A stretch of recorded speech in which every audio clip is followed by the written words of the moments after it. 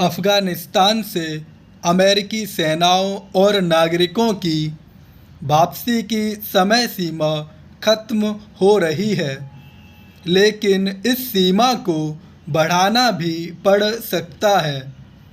भले ही अमेरिका अपने लोगों को तय समय सीमा में अफ़गानिस्तान से निकाल ले, लेकिन यही बात अन्य देशों के लोगों के बारे में नहीं कही जा सकती, और उन अफ़गान नागरिकों के बारे में तो बिल्कुल भी नहीं कही जा सकती जो तालिबान के भय के कारण देश से बाहर निकल जाना चाहते हैं।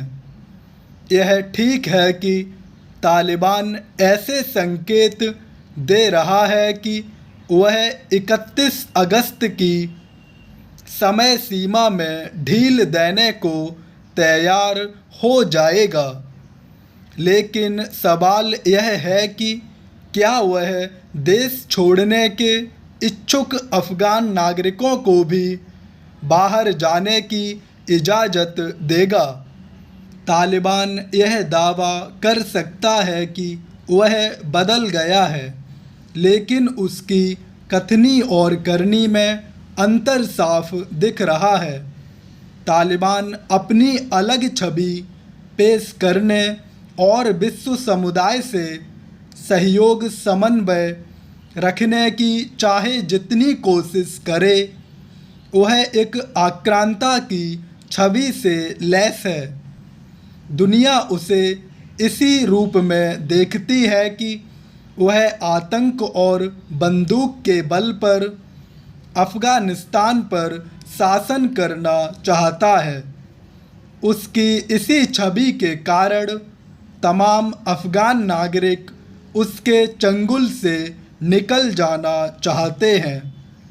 यदि ये अफ़गान नागरिक तालिबान नेताओं की चिकनी चुपड़ी बातों से प्रभावित नहीं हो पा रहे हैं, तो उनकी हरकतों के कारण वे न केवल पुराने तौर तरीक़ों पर अमल कर रहे हैं, बल्कि ऐसे फरमान भी जारी कर रहे हैं जिनसे यही लगता है कि उनका तंग नज़रिया जस का तस है। तालिबान नेता एक ओर कामकाजी महिलाओं को घर पर बंद रहने के आदेश दे रहे हैं, और दूसरी ओर कॉलेज एवं विश्वविद्यालयों में लड़कों और लड़कियों के साथ साथ पढ़ने पर पाबंदी भी लगा रहे हैं।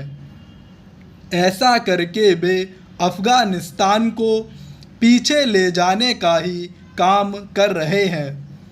इससे भी खराब और डरावनी बात यह है कि वे सदियों पुरानी शरिया वाली व्यवस्था लागू करने को बेकरार दिख रहे हैं।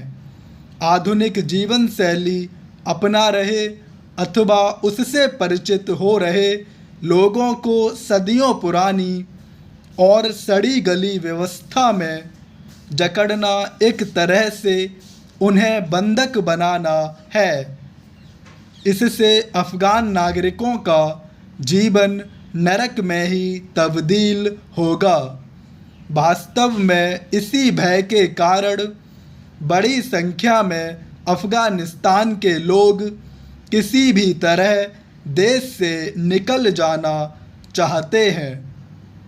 तालिबान जिस तरह खुद को उदार रूप में दिखाने की कोशिश कर रहा है, उसी तरह यह भी प्रकट कर रहा है कि उसका अल-कायदा, जैश और लश्कर शरीके आतंकी संगठनों से कोई लेना देना नहीं। इस पर विश्व समुदाय और ख़ास तौर से भारत भरोसा नहीं कर सकता।